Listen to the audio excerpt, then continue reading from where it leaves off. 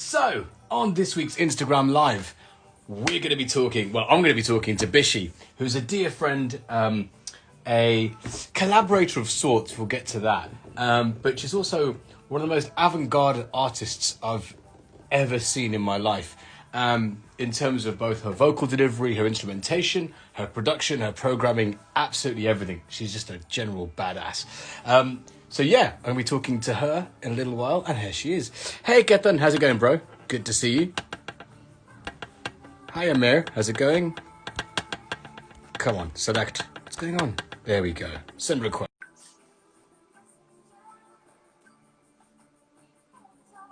Hi Jyoti, how are you? Hello. Hello, love. Hello, darling. How are you? I'm good, thanks. I'm good. I'm a little bit, what's the word? I've had a wee, and I've had a couple of drinks, so I'm kind of all prepared and ready. Look, I've got my Sipsmith gin and tonic. Fancy. I've run out of my usual bourbon, so I decided to like hunt down another bourbon that is a little less well known. So I got this stuff, which is like nice. some sort of like it's from Kentucky, and it's made by the same people that make Buffalo Trace. But KFC. I thought, yeah, let's try something else. Do you know what I mean? KFC. KFC. Yeah, KFC fucking whiskey. That sounds horrible. Yeah, I only drink bourbon if it's in a Manhattan, and I'm drinking a Manhattan. Usually, my sister lives in Austin, so I'll be drinking Manhattans and smoking fags when I'm at her house. Blah blah. Anyway, how are you? Why did this conversation take so long to come together? Because you're always fucking busy. You had like a single out. You've been doing some VR shit with Amazon. You're so fucking busy with all your famous mates. I'm like, you know, I'm privileged to have the fucking time. Oh, or your time rather. Well, it's just it's nice. It's really exciting, and you've had what I pointed out is they were all just amazing brown people, and then one white person in the series. We've had several white people now. Actually. Okay. Yeah. And some black people as well. We don't discriminate. No. At all. But you know, I think it's kind of, you know, as they say, all brown people do know each other, and it's kind of true. We all do know each other.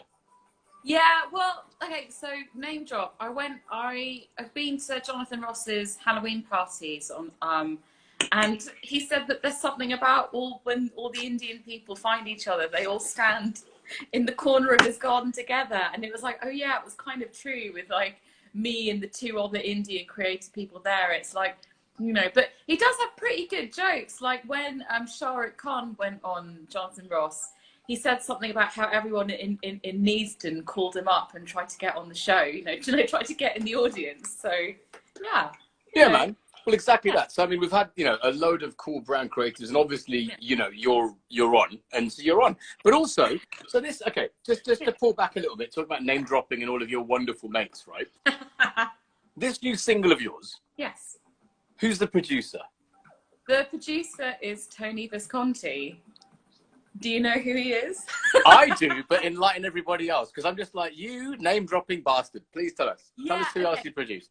So Tony Visconti is probably one of the top 10 or one of the top 20 of all-time famous producers. He is famed for his work with David Bowie. He has produced over 10 David Bowie albums. He produced every single T-Rex album there is. He's worked with Sparks, with Thin Lizzy, Esperanza Spalding, Angelique Kidjo. He's worked with Deborah Harry, Lucius Jackson. And most importantly, with Bishi. Yeah, he's worked with me as well. Yeah. He's also worked with me, which has been amazing. He's become this mentor, friend figure in my life, and I never saw it coming. And he's been amazing. He's empowered me every stage of the way. When he asked me how I made music, and I said, well, I sort of write in a very choral way. I just stack a lot of vocals. I use keyboard, synths, my bass, my sitar. He was like, well, that's also the role of a producer. So you should tell people you're a producer. And I was like, oh, all right, you know. And yeah, I've been in the studio. I have been privileged to hang out in his studio where he recorded and edited and mixed Black Star on the same couch that David Bowie would sit on. And amazing.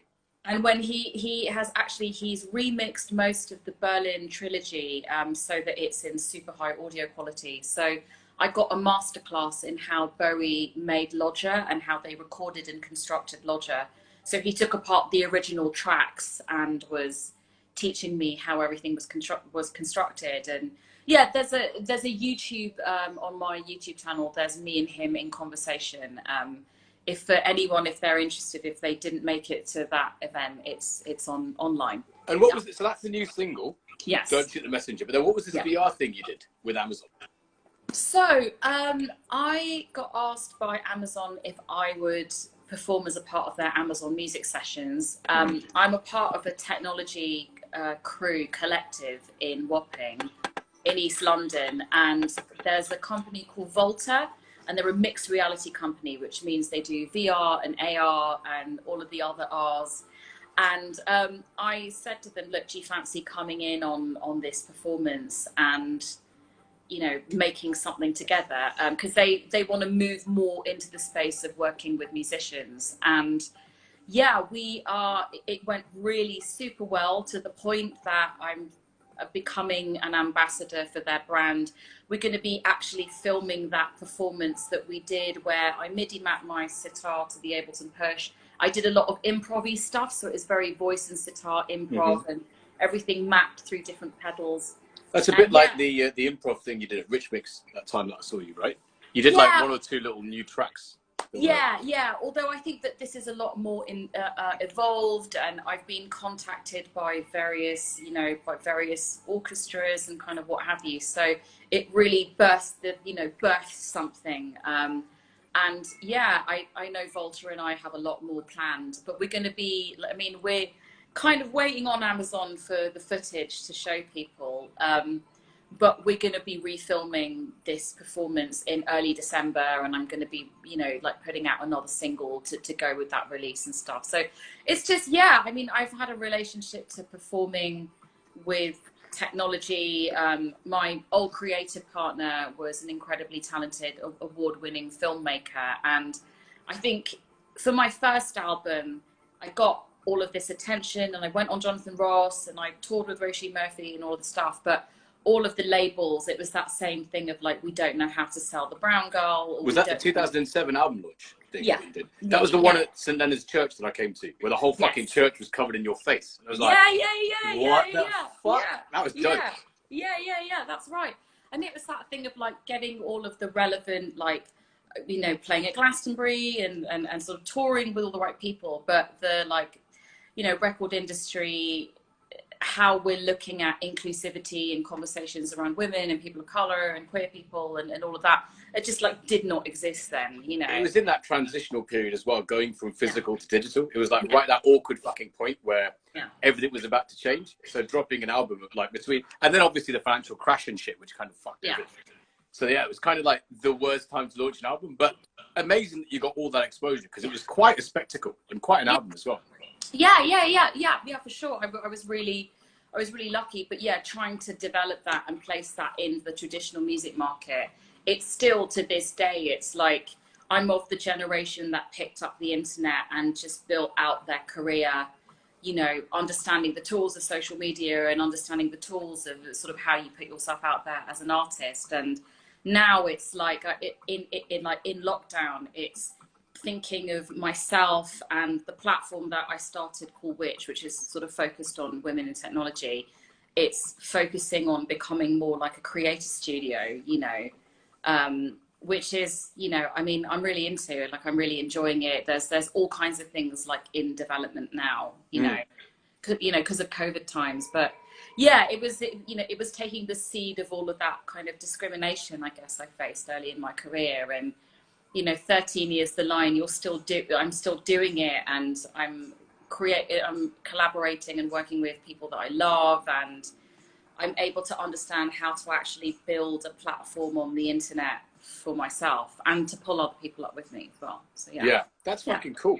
I think the other thing is that, like, the last live show I saw you play again was that Rich Mix show. Yeah. And was that a precursor to your next album? Is that stuff that hasn't come out yet, right? Yeah. So that album, Let My Country Awake, which was inspired by Nikesh and The Good Immigrant and that whole thing. That was supposed to come out this year, but because of COVID, I've had to postpone that to next year. Right. And I'm trying to think in creative ways of how I release that, because obviously you can't tour and you can't. We don't know when. It's very much a live experience, right? Because it's fucking great. The show. I mean, I was blown away, and it sort of reminded me as if it was like Trent Reznor from Nine Inch Nails producing you. I was like, this is fucking wicked. Amazing. I was properly excited. That was exactly why I was like harping on about it to everyone. Because I was like, it's a fucking good show. I was really impressed. Thank you so much. That was a really, really special show for all kinds of reasons. But that's the first. I co-produced it with a really amazing producer from New York called Jeff Kirk, and it's the first thing that I sort of really took on production-wise across the board. So like across the show, across everything, you know, raising all of the money for it. I really took charge of that in a way that I never really took charge before. So, and thank you so much for coming and also embracing my brown weirdness, because fuck off. Thank you for, I mean, who the fuck are you talking to about brown weirdos, for fuck's sake? Hello. But people can be super judgy though. Do you know what I mean? Bruv, I am super judgy, and that's why it was fucking good. You know what I mean? If it was shit, I wouldn't say anything. It was genuinely, I was like blown the fuck away. And to be fair, I was on crutches and mad pain medication. Yeah. But even then, it was even better because I was looking at the visuals like, wow. Yeah. And no, it was amazing. It seriously was amazing. It was wicked. Thank you. Yeah, totally. And I think, of course, I mean, talking about brown weirdness, I was thinking about this as well, is that our paths crossed back in 2000. Yeah. At a club called Mint in Farringdon, where you used to DJ and I used to DJ. Yeah.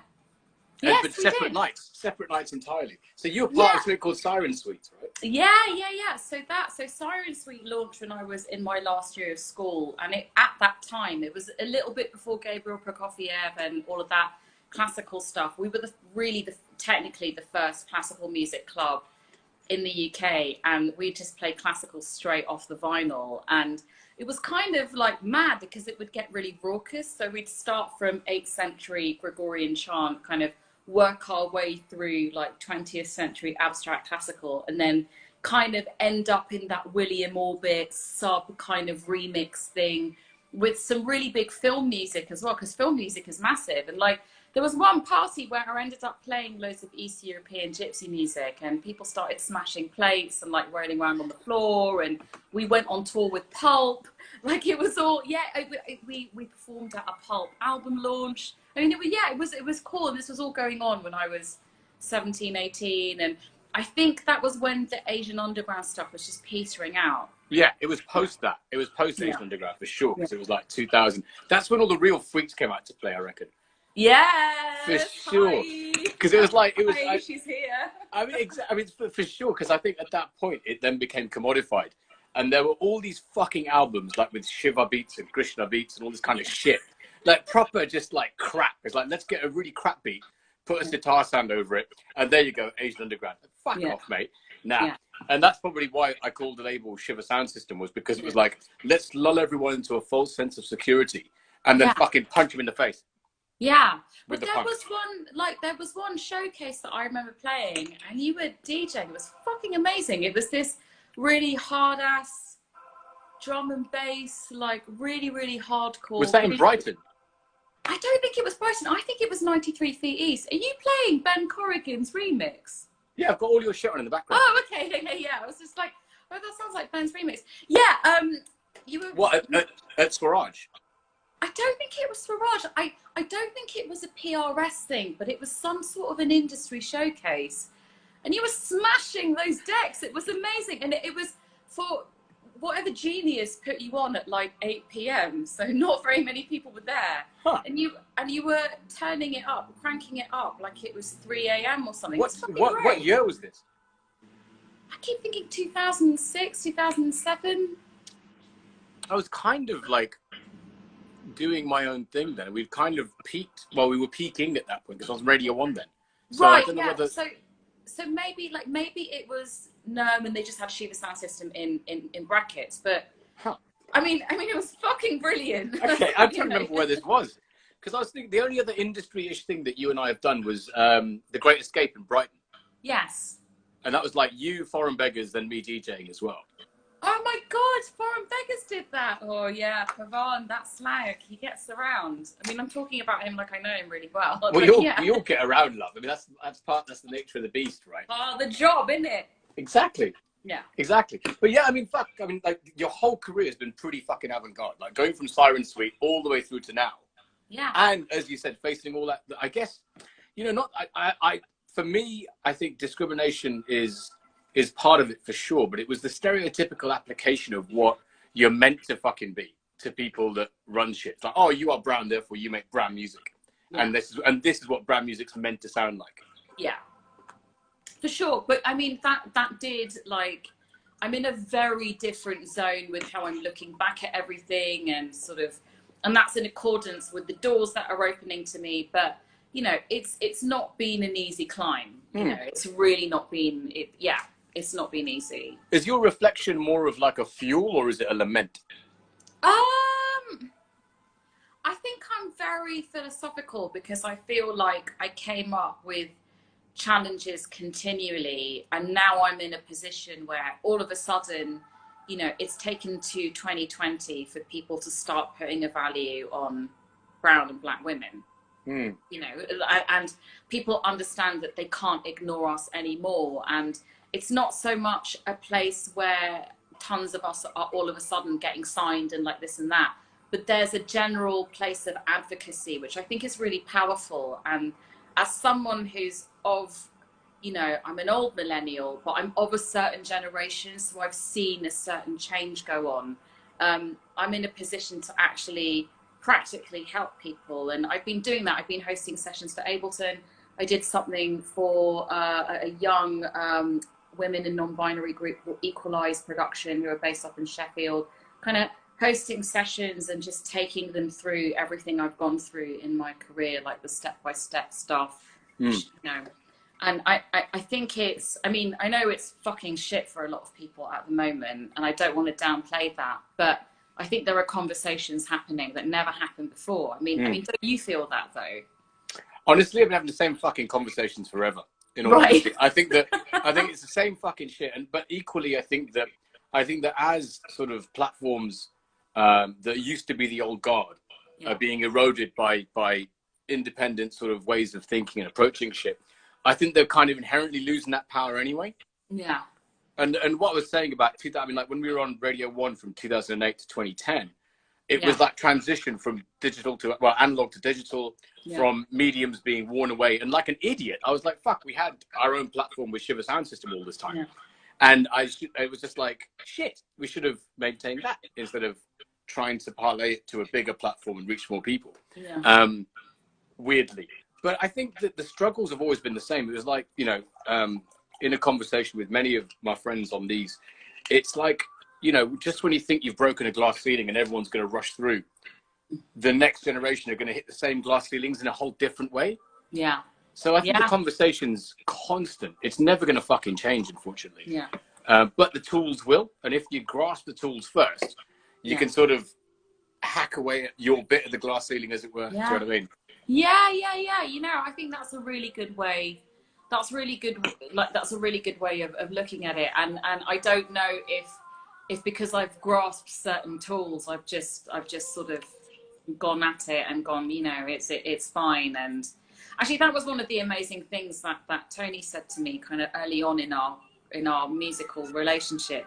He said, like, the charts are sewn up by like 5 Swedish producers. Don't worry about it. Like, just make your music. Like, don't worry about trying to please all of those people. I mean, not that. I think also, you know, the charts are strictly for women under the age of 27. Do you know what I mean?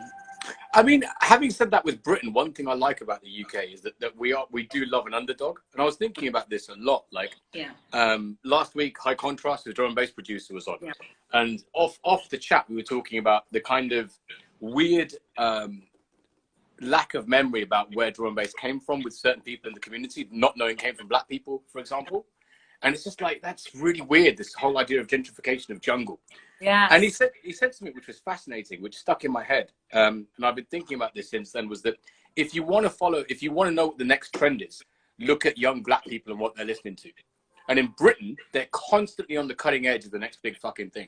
Yeah. And invariably, what you need to do is essentially find a figurehead that's of paler skin to turn that underground black music into a mainstream phenomenon, like Elvis and blues, the Rolling Stones, Elvis and R&B, Rolling Stones with blues, and so on and so forth. Yeah. Even to the degree with like punk and reggae. Do you know what I mean? It's like there's a whole correlation there where you need a paler face to sell it to the West, apparently.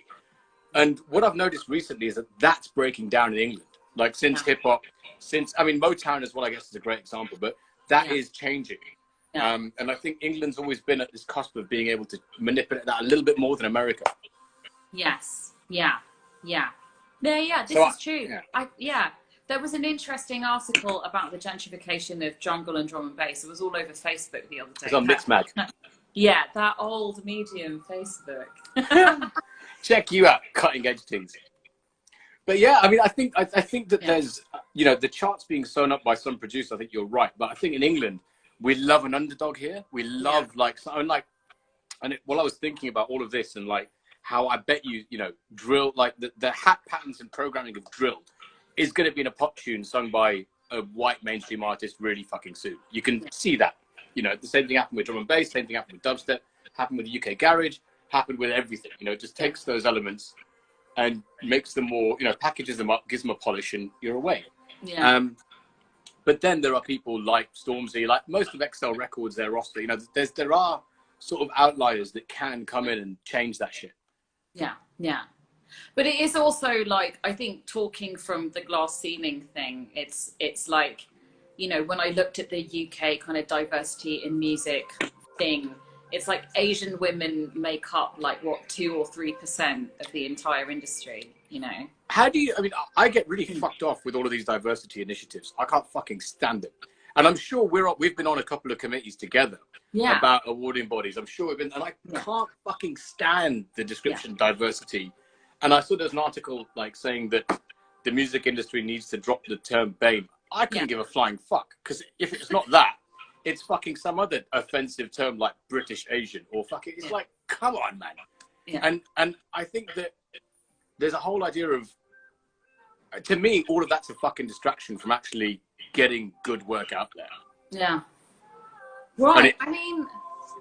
I mean, you're right. On the one hand, I'm totally with you. But on the other hand, what happens is then it's like you kind of get whitewashed. It's a really, really fine line, because it's like, if you say it too much, then you get lobbed as being some sort of an angry person, and but then if you don't say it, it's like, like there's a very fine tightrope where you have to remind people, like, by the way, 90% of the time on every job, every gig, every tour, every studio, I'm the only brown woman there. Now, there are reasons why, there are definitely sociological reasons why, but there's also other reasons in why women aren't being let in, it's about to launch actually, and I think Anushka is loosely involved with this new organization called the F List, and I'm on their board, and the data shows that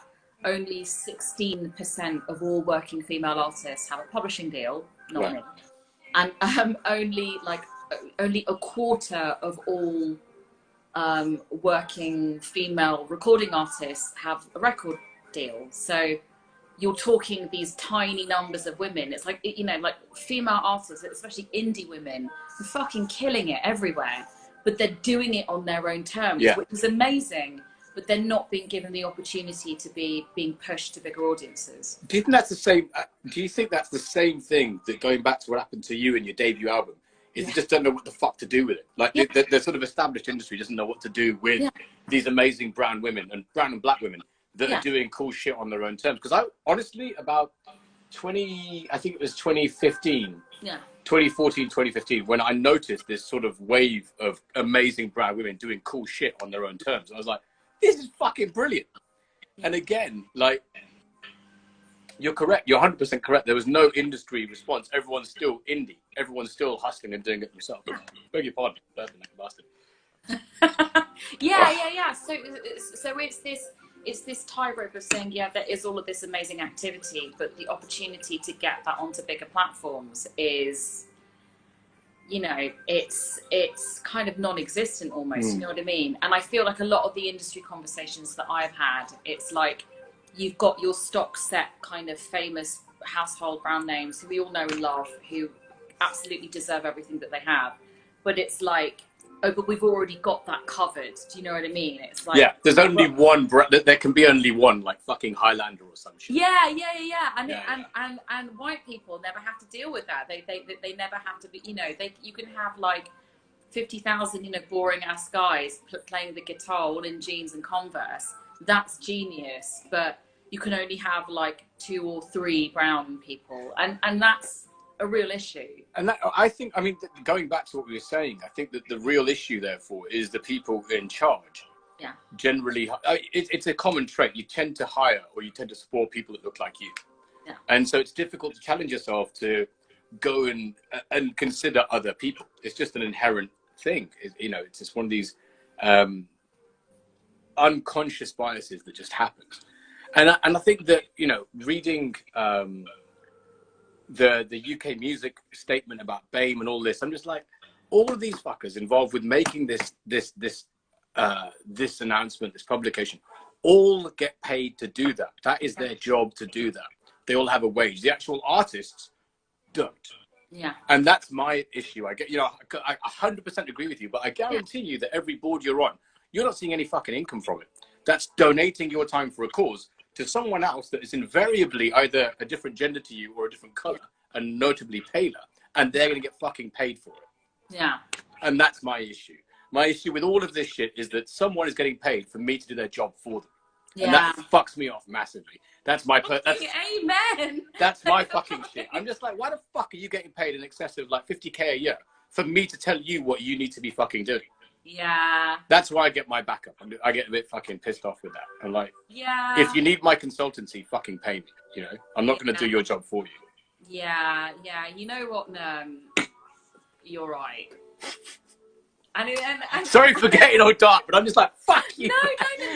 No, but this is why I appreciate having these conversations. And if there's one bit to edit from this Instagram live, that is the fucking jewel. No, it's true though, but also it's like people aren't trying to be racist, or they're not trying to be like blind. It's just a lot of these things, it's like they've never heard it. It's like for the first time that they're never, you know, and they have all of that liberal guilt as well. Do you know what I mean? They're all like, oh, but I have a brown best friend or whatever. And it's like, yeah, but that's not the point. You have to fucking invest in us, which is what I say to a lot of people. Yeah. You have to invest in us. You can't just say, yeah, like, yeah, I love you, POC, you brown peeps. Like, you put the fucking money in. And then it's a bit like, oh, well, you know, we just don't have the budget right now. But, you know, I'll put this lunch in my expense account. Like, fuck off, mate. I mean, come on. Yeah. And I think that's the other, you know, the other part of it that I'm still trying to navigate, is working out how to, you know, I think, so, like, Juhi in the comments was saying, you know, that means that we're valued in their system. And I think that's the interesting part, is actually extracting that value from that system, because it's clear, you know, it's a fucking clear thing. It's like, oh, we want your opinion. And you're like, I'm basically writing your plan for the next fucking 5 years, mate, you know. That bugs me. And then I'm thinking, like, maybe, you know, even with my work in other institutions, I think the energy to try and get to a position of change is something that I find so draining. I just don't have. Yeah. That I'd much rather put it into my own art, or doing this, or doing something that will benefit people, rather than fucking dealing with the internal politics of it all. Yeah.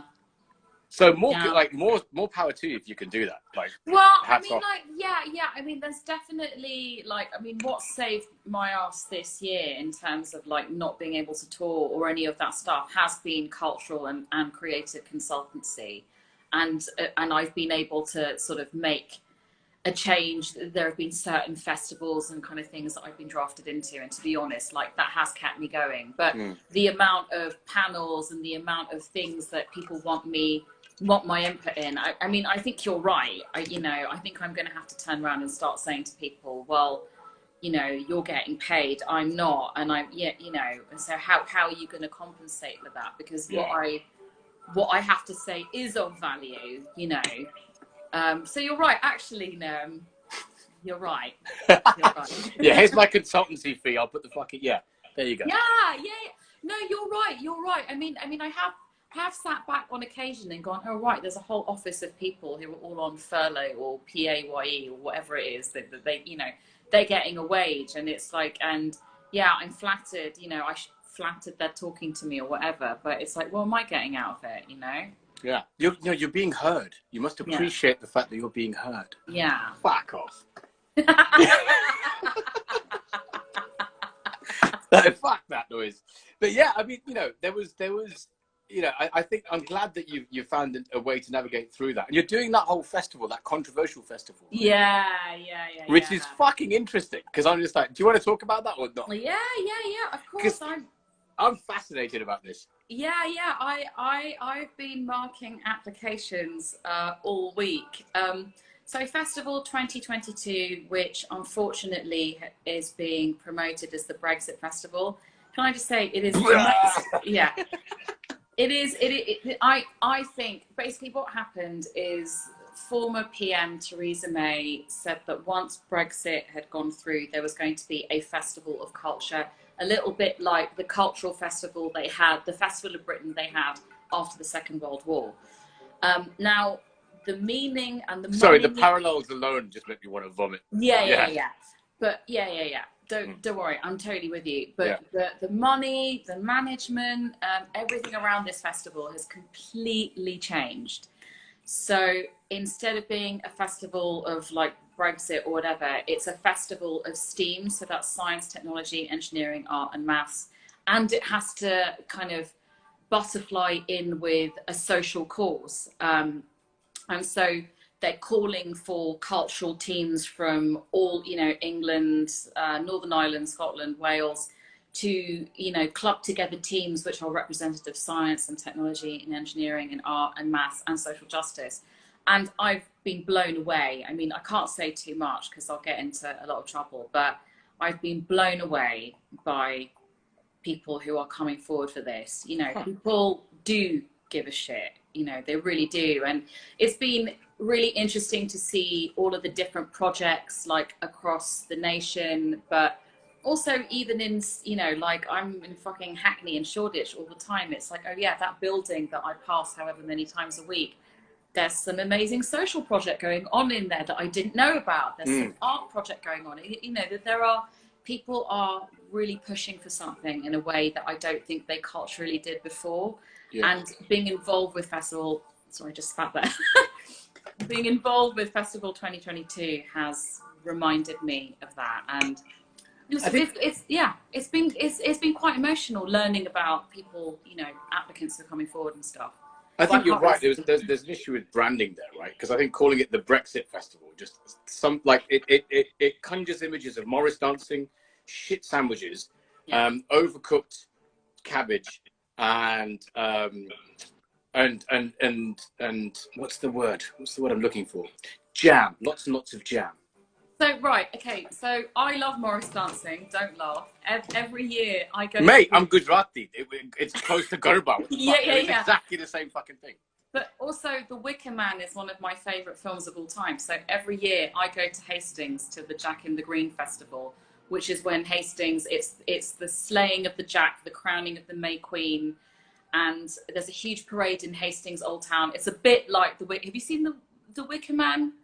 The horror film, The Wicker Man. Yeah. The original one. It's fucking amazing. Or if you think of Midsommar, it's basically Midsommar, but no one dies. So I'm down with all of that Morris dancing shit. So it was never promoted as the Brexit Festival. I am fascinated by who gave it that title, because I feel that as the management and the management of the money and the team involved in Festival 2022 changed, I think that angered someone who was fairly right-wing. So they planted that in a Reddit subgroup. And then it's like, now the press are all calling it the Brexit Festival. It's never claimed it was the Brexit Festival. It's really weird how kind of news works these days. Some other fuckeries going on. Yeah. And what's such a letdown for me is when you see the more liberal newspapers all run with this lie. And it's like, there was one guy at The Guardian who wrote this entire article about the Brexit Festival, talking to musicians about it. And I wrote him and I was like, I'm on the team. I'm a musician. There are 2 women of colour who have achieved a lot who are on the team. Like, could you not have just done some research? I mean, I said it really politely, but I said, if you want a decent conversation, talk to me. And also do your research to the fact that it's the most black and brown team I've ever worked on, right? And there are 2 women of colour who are accomplished musicians on this team. Like, why don't you talk to us about it, and then we'll tell you what's going on? So because that's not as exciting a story, right? That's why.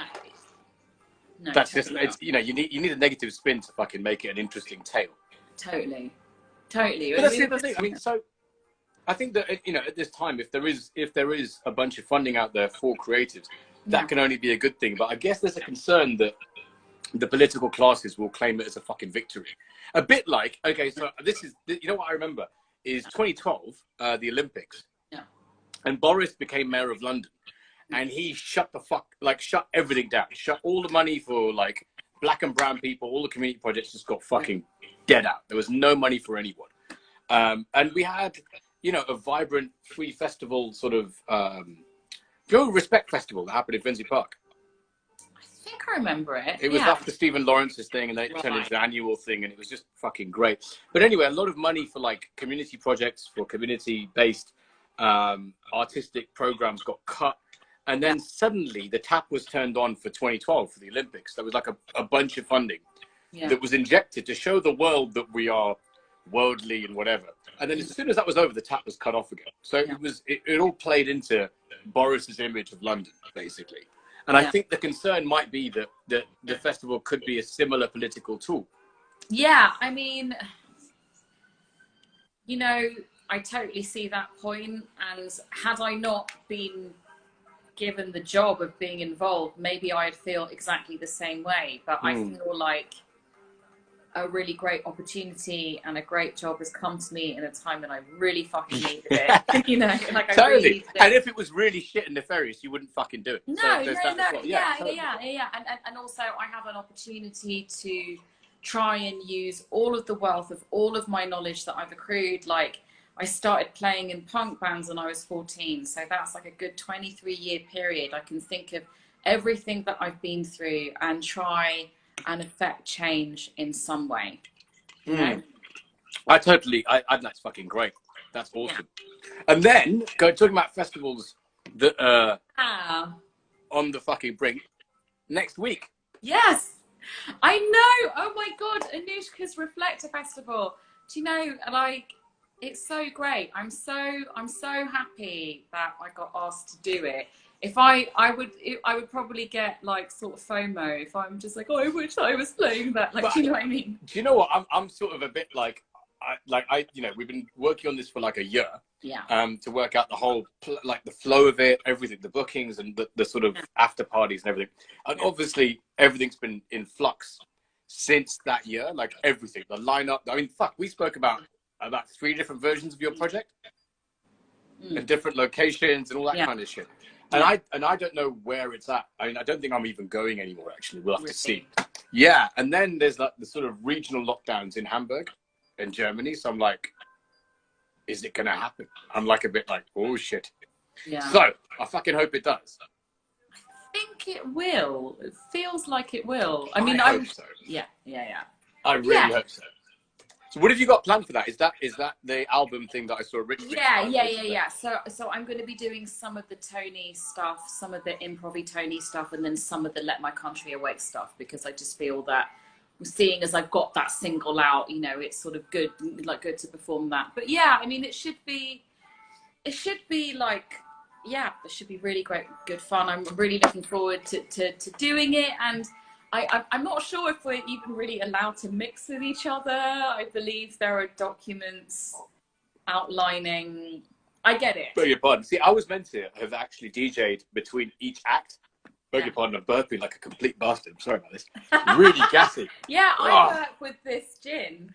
Oh man, it's just so gassy. But yeah, so I was meant to have played between each act, so it was like, you know, it was like a solid musical sort of flow. But apparently, oh, so by the way, what we're talking about is Anushka Shankar has got a series of gigs in Hamburg from next Wednesday to Sunday. And Bishi's playing on Saturday, right? Yeah, which is great. Yeah, which is fucking cool. And tickets are on sale, I think, right now in Hamburg. Yeah. But yeah, I think, let me just look it up actually while we're talking. Bishi, Elb Philharmonie. Yeah, with Gnarly music. Yeah. Gnarly's on this, I saw she joined. Hello, darling, how are you? But yeah, that's fucking dope. Oh yeah, Anushka Shankar presents Gnarly and Bishi. That's wicked. Yeah. Wicked. Yeah. Awesome. But that's the thing, is actually playing a live show must be such a fucking relief. It is. I actually supported a really fabulous non-binary queen called Glamroo. Sorry, just the gin. Glamroo, and they performed at the Phoenix Arts Club, and it was great. It was preparation for my Amazon VR thing. So I have actually performed. You bastard! I'm really jealous. But yeah.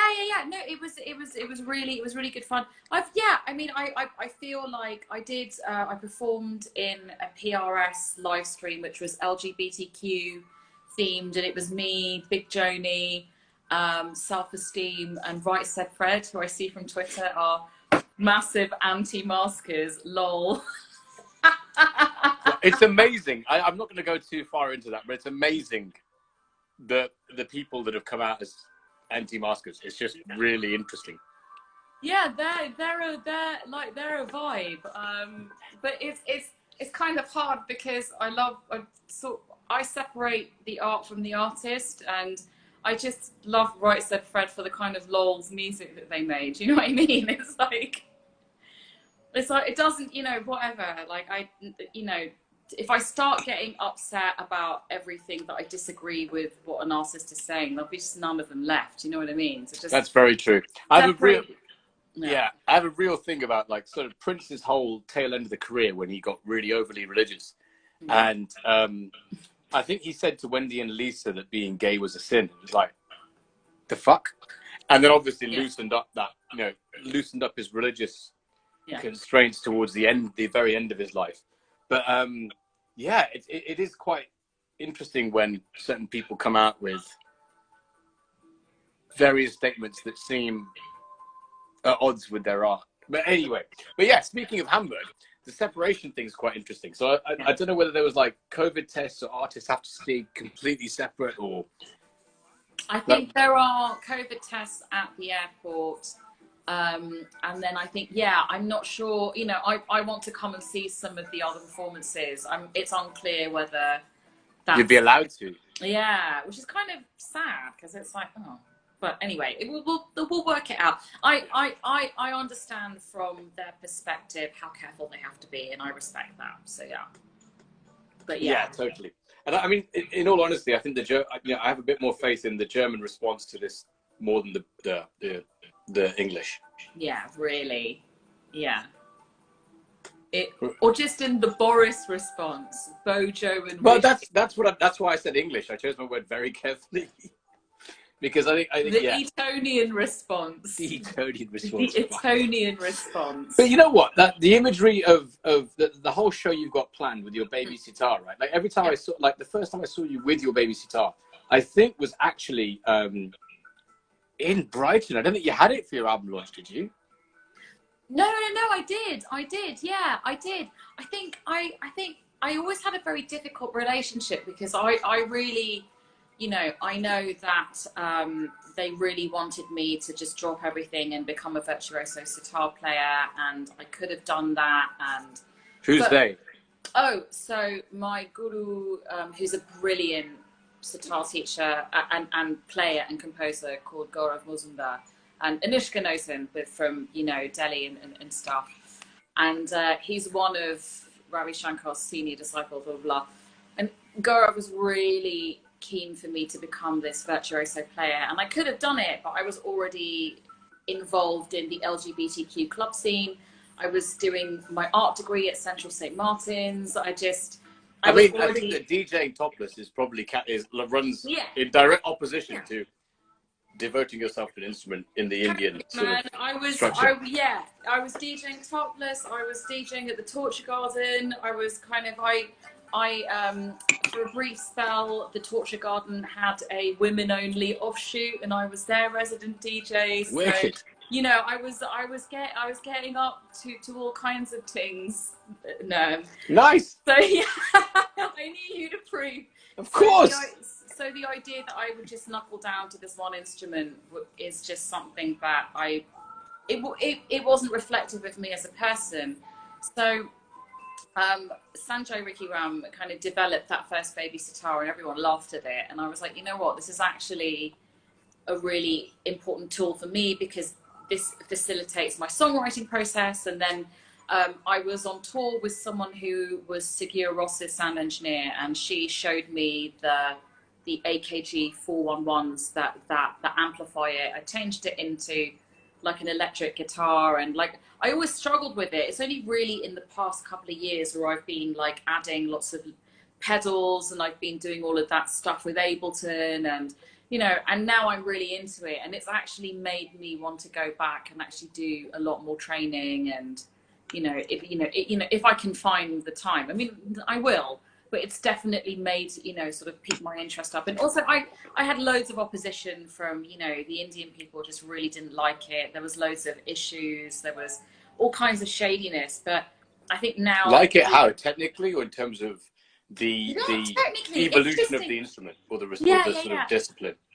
Interestingly, I never got anybody being technically snobby to me, and that's because I never pretended that I was like a virtuosic classical player. I always said that I was classically trained, but I never stated that I was any kind of virtuoso. And I think, you know, with the 2 or 3 years in isolation, I could be, right? Do you know what I mean? Well, I never really claimed I was. I just think that people's thinking wasn't really in line then, and I think it's that thing of like, because I'm faggy, do you know what I mean? I'm glamorous.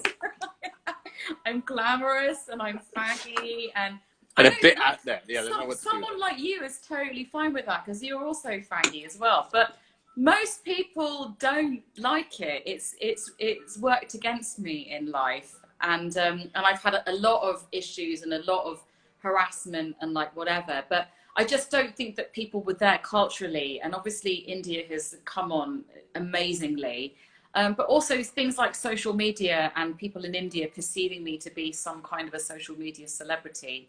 It means they're now all nice. Really? I mean, you don't have that many followers or anything. What are you talking about?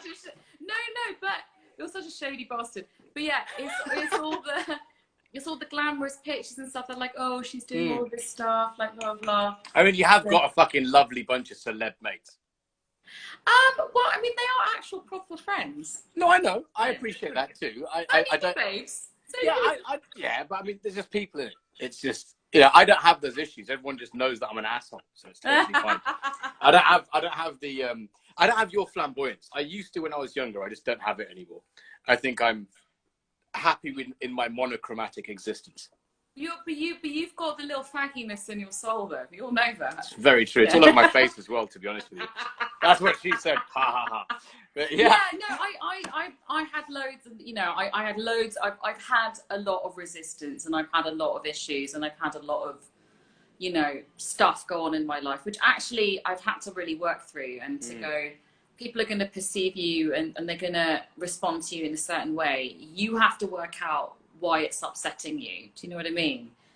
Because like other people's like ill wishes and their shadiness can only have an effect on you when you've got an issue that you need to look at. Yeah, or if you let them. Otherwise, fuck them. Who the fuck are they? Do you know what I mean? Yeah. But so the development of the sitar, was that like, that was a completely new instrument made for you? Or was that like a pickup? Like, even the color of it is pretty fucking awesome.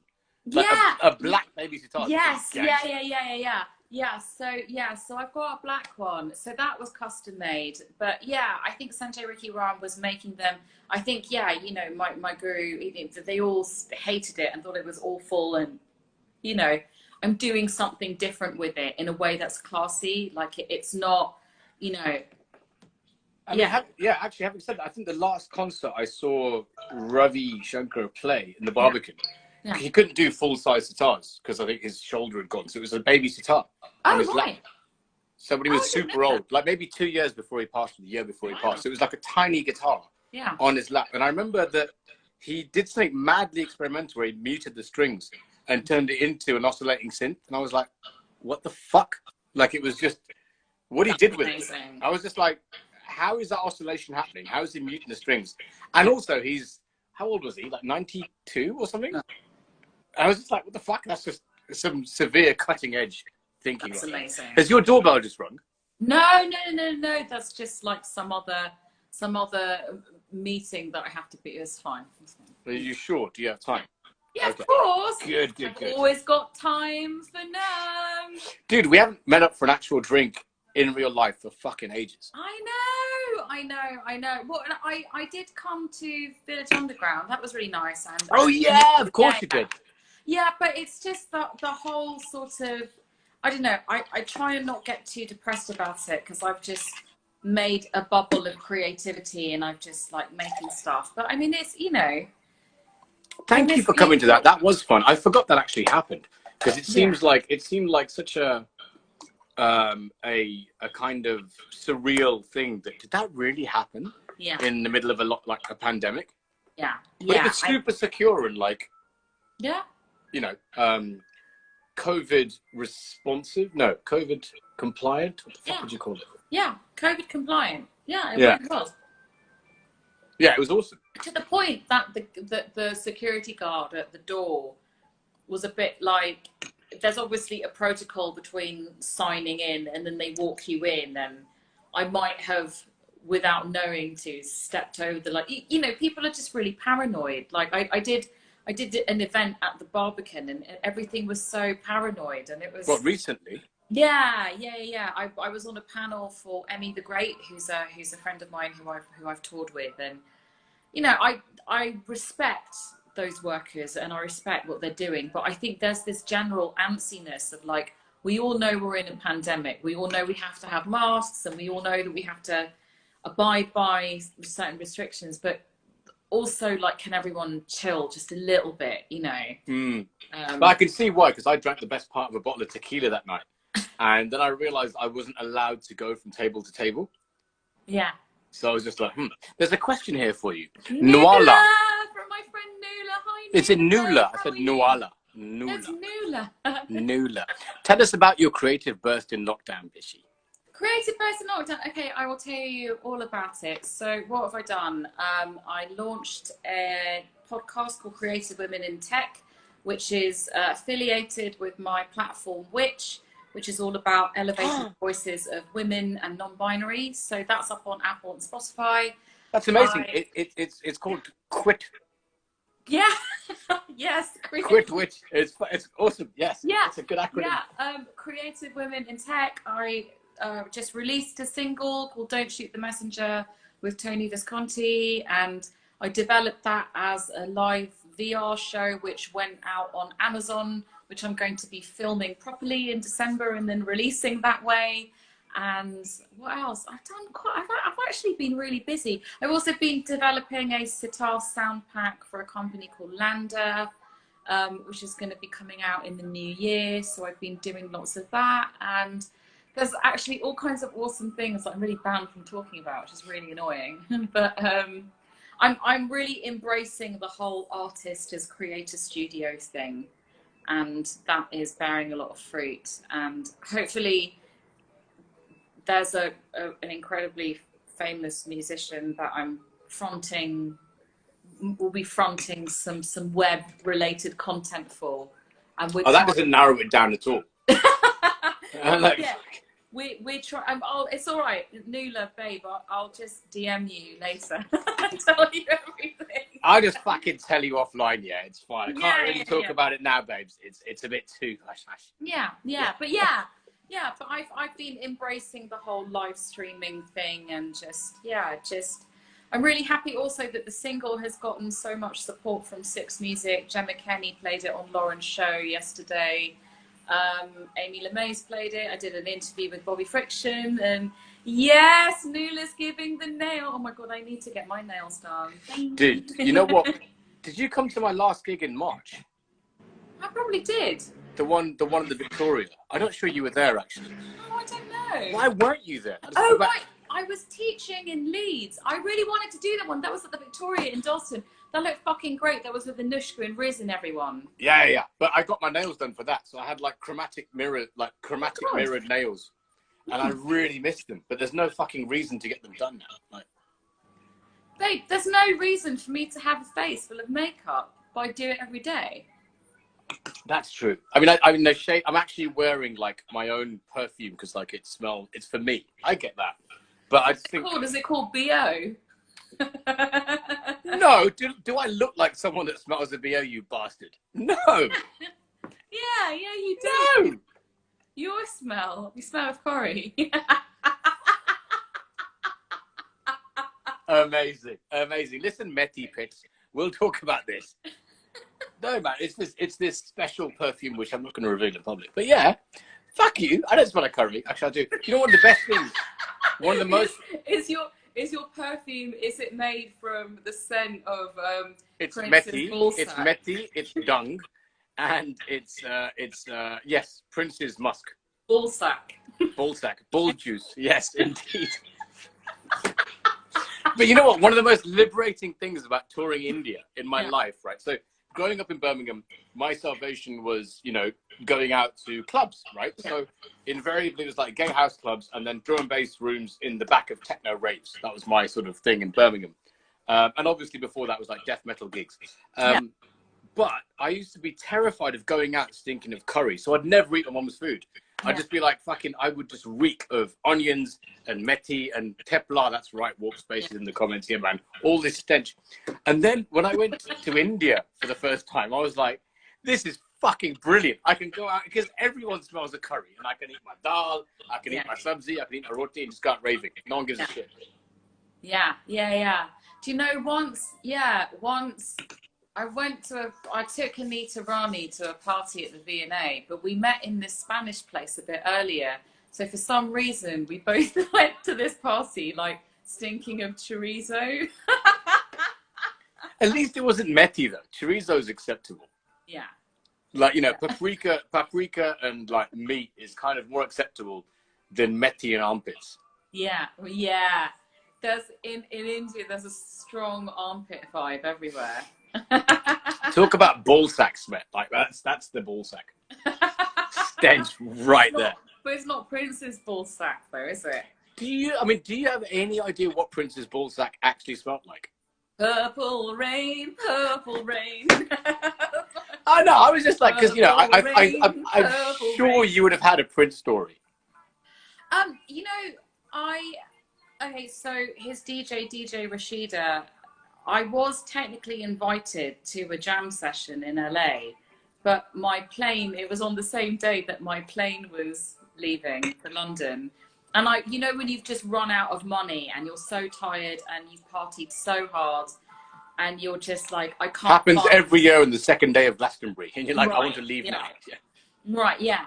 So when you realize like, I'm so tired that I can't muster up the thing to like ask a friend, like, can you lend me $200 to just change this ticket? So yeah, but also my other Prince story is I went to one of the gigs when he did Coco. How was it, Coco? I was there for both sets and the sound checks. The one, yeah. Do you know who was the sound engineer? Who? Jules, Anushka's sound engineer. Jules was Prince's sound engineer. Really? Which Jules? Fucking Jules, does. You'll meet him in Hamburg. Hang on a second, I'm going to pull up his full name. Really? Yeah. Was he one of the Coco crew? Yeah, he was the sound engineer at Coco. Yeah. Oh, right. So you must have done me as well. Yeah. What? When? I did Coco. With Prince? No, he was Prince's sound engineer. Oh, he was Prince. Okay. Yeah, wow. Like he's going to use an in-house engineer. So I mean, come on. Yeah, but you never know. No. Let me get his full name. He did all of Anushka's shows. He's fucking vanished from my friends list. What the hell? Oh right, you know why? It's in his real name, Julian. He hates you. It does. He fucking hates. He does actually. Oh, Julian. Yeah, you know Jules. Julian Heppel. I probably do. But he's like the most badass engineer that I've seen handle live shit. Like there was a time in Bombay when they do the soundtrack for a black and white film called Shiraz, and all of the time signatures are cued in by Jules. So the Indian musicians are cued in to vocal cues, and the Western musicians have visual cues. And Jules did the whole fucking thing, programmed everything. It was just, he's a gangster. And then in Bombay, the system failed. So they had to cue using Anushka's foot and Jules screaming down a mic. Wow. He's a fucking gangster. But also, here's the story. I don't know whether I'm allowed to tell this story, actually. Fuck it, I'll tell you. Okay, fuck it, I'll tell you. So, there was a point when, on that same tour, which was the Hit and Run tour in 2007, when he did the Electric Ballroom, then played Coco, and then did Shepherd's Bush, and all that, right? So Jules was the engineer, and I never knew that then. I'm a fucking idiot. But it turns out that Anushka called me up and went, I just got a call off Prince's manager, and he wants me to support him. Amazing. And I was just like, oh yeah, all calm on the phone. I was like, oh, that's cool. Put the phone down. I fucking screamed. Yeah. Obviously never happened, but I was just like, that would have been a fuck. I was just like, look, if I will be your bitch, I will carry your water. I'll carry your spare sitar strings. Yeah. Fucking anything you need, I'll be your bag person. But yeah. Bag puss. Bag puss, exactly. But I was thinking about this. I was like, I'm kind of glad that any opportunity I had to cross paths with Prince, I didn't take it, because the image in my head is much better than it would have been in reality. Yeah. Yeah, fair enough. I mean, sack smell or not, it would have been better that way. Yeah. I mean, I get that. I've been very lucky in that 90% of, actually probably 95% of all of the people that I've met who were heroes or who I held in esteem have been amazing. Absolutely. That's because you're so fucking lovely, whereas I am someone you want to be mean to immediately. There's a big difference there. I mean, everyone's just like, little shit, I'm going to be horrible to you. With you, it's like, lovely Bishi.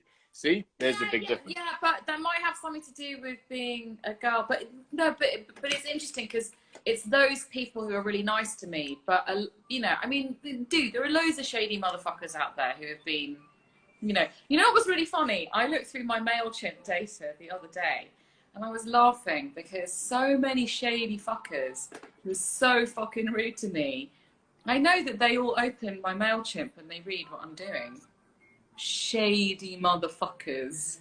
I mean, that's just to be expected, right? People will say one thing and then do another.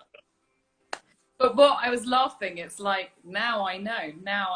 And then someone played devil's advocate and they said, oh, you know, there might maybe some inaccuracies where it says it's red and like whatever. And then I said, yeah, but they didn't unsubscribe, did they? Acha. Which means that they tapped on the email, read the title, so they're keeping tabs on me, and I know. When they're shady, I'm laughing at you. Do you know what I've realized? I just don't even look at data anymore. I don't look at data anymore. I can go down some rabbit holes with that shit. So I'm just like, nope, I'll just drink and ignore.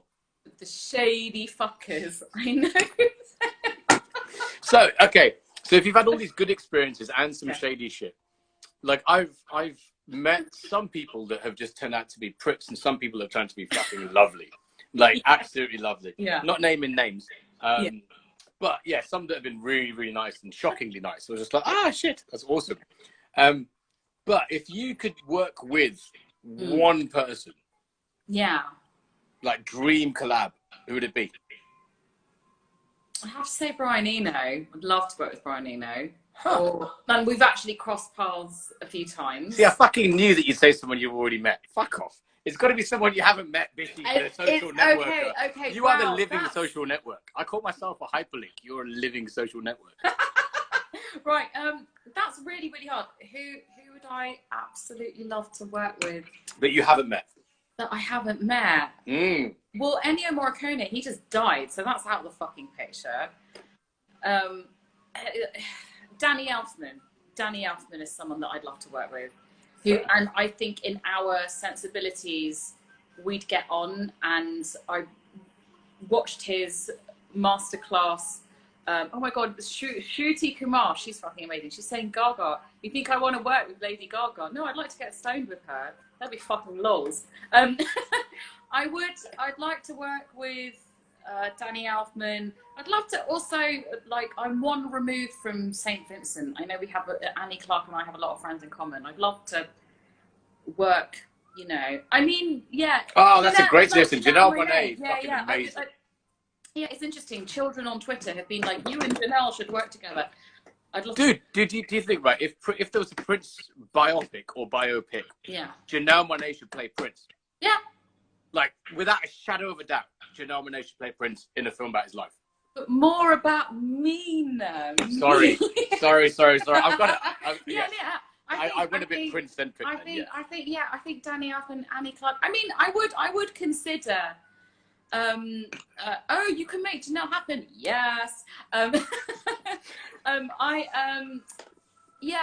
Elfman, Janelle. I mean, I actually think Gaga and I would get on really well. She's worked with a lot of we have a lot of friends in common, and stylists and designers and stuff.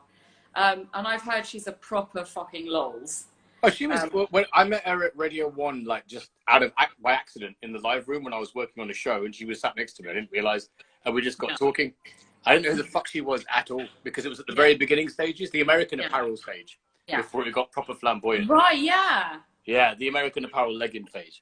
Or Missy Elliott and Timberland. I'd love to work with them. And you know, and I think it would be, I'm on the same freaky page and the same avant-garde music page. I could imagine you with, like, you know, big glasses and fisheye lens doing all that kind of. Babe, that, I mean, seriously, that Missy Elliott, her sound and her visuals and her performance and everything, like, she was rapping about, like, kind of bisexual love and, like, you know, she was doing WAP before WAP, but all kinds of touchings. Yeah. 1 Minute Man was a much better song. In my opinion, it was a much sexier video. I'm going to send you a funk cover version of WAP. Right. Big up Bailey, talking about Radio 1. Big up Bailey. Cool. But I'll send you a funk version of WAP. It's fucking great. But also, there's, like, you know, Timbaland's production sampled some fucking obscure shit. Like, I've got this one record, which, like, Yoga by Bjork is one of my favorite tunes of all time. Yeah. And there's this, an instrumental remix of Hit Them With The He that was only on vinyl, which I have. But it samples the string section from Yoga, and it's fucking brilliant. Wow. In fact, fuck it, let me just play it for you. Hang on. Yeah. I'll play it for you. I love Yoga by Bjork so much. Oh my God, look at your gaff, innit? Yeah, proper things. Let me pull this shit up. It's a bit of a mess. Gaff. Look at your gaff. Your mum's gaff. I've been to that enough times. Your mum's kicked me out of your gaff. Yeah. Why are you doing this pervy old man voice? It's my Birmingham default, man. Like, yeah. Your mum, yeah. Yeah, mum's gaff. Where is this fucking tune? Right. Yeah, lots of Bolly samples in Timbaland too. Yeah, Shruti's right. It's true. I'm going to have to put this phone down a little bit to find this tune. Because I'm... No, it's your stinky armpit. Your armpit. Have some Meti. Get that Meti down, you love. Your curry smelling armpit. You can smell me from here. Yeah. This is smell-o-vision is a real thing. Because you're such a legend. Oh yeah, and you've got a hairy arm. There we go. Right. And I've got hairy armpits. Doesn't have hairy armpits. We're brown, for fuck's sake. Stop denying your heritage of your hair. Nonsense. Mine are pretty shaved. Oh yeah. So this, but then there's the flip of Hit Them With The He remix instrumental. This is the one. Earthquake. Right. This is the realest one yet. Hang on a second. Where the fuck? There we go. Oh. Oh no. Okay. Hi. Hi. So yeah, I'm gonna just stop this. I'm gonna play. I can't believe I didn't have this queued up, but here we go. So this is the one. Nope. Oh, there it is.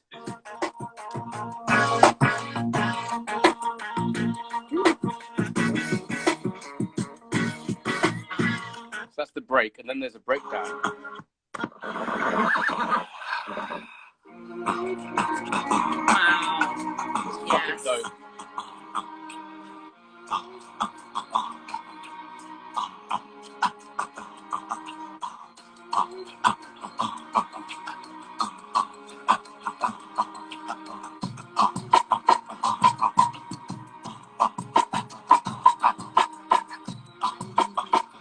How good is that? Mm. Fucking love Timberland. That's a great selection, by the way. Yeah. Yeah. That's yeah. I mean, I don't know. Like, you know, I guess I should just get the guts together and email whatever rep and see if. Mate, all this shit isn't going to last forever, yeah? So just get in touch with people and work with them while it's still there. Yeah. You know what I mean? If you've got it, flaunt it. Get involved. Fuck it. Yeah. Yeah. I mean, you've done that. You've done that institutionally and career-wise, like in terms of engaging with the greater world at large. Yeah. Why not for your own collaborative ambitions? Yeah. Well, I think like one of the things that this whole lockdown period has taught me is like, you know, just send an email because it might land in their inbox. It might be what they're looking for. You know? Exactly. And everyone's got a fuckload of free time. Yeah. Yeah. Or, so there you go. Or something might just come out of it, or it might just, you know, just, and if it doesn't, you know, hey, you tried, you know. Exactly. But look, love, I need to go wee now. I need to go as well. Yeah, I need to go wee badly. I just realized, was I stood up? My bladder kind of filled up and I was like, oh shit. Yeah. Oh, so you stood up and you almost weed yourself? Yes. I smell of curry, Prince's bollocks, and I pissed myself. These are 3 things that you've revealed to the world. Thank you for sharing my secrets with everyone, Bishi. Love you for that. Cheers, darling. The secrets of Nerm, DJ Nermski. Yes. Hey, babe, how do you say your surname? We don't. I don't have a surname. I have a mononym. Oh, is it Chihuahua? It's a mononym. Is it Chihuahua? It's a mononym. Okay, it's Nermski. It's just Nerm. The surname's a full stop. There you go. That's your surname. I'm sorry, you just went with no sound. It was Nerm Chihuahua. Chihuahua. Oh, thanks. I can actually picture myself as a chihuahua. Anyway, look, I need to piss. Thank you so much for I this. love you. It's so good. Yeah. And thank you for watching, by the way. Appreciate this as well. Yeah. For watching us being lols together. And talking nonsense with the gin and the bourbon. And the bourbon. All right, Johnny, thank you so much. It's been such a pleasure. Okay, bye. See you soon. Hopefully next week. Yeah, hopefully next week. All right, Johnny. Bye.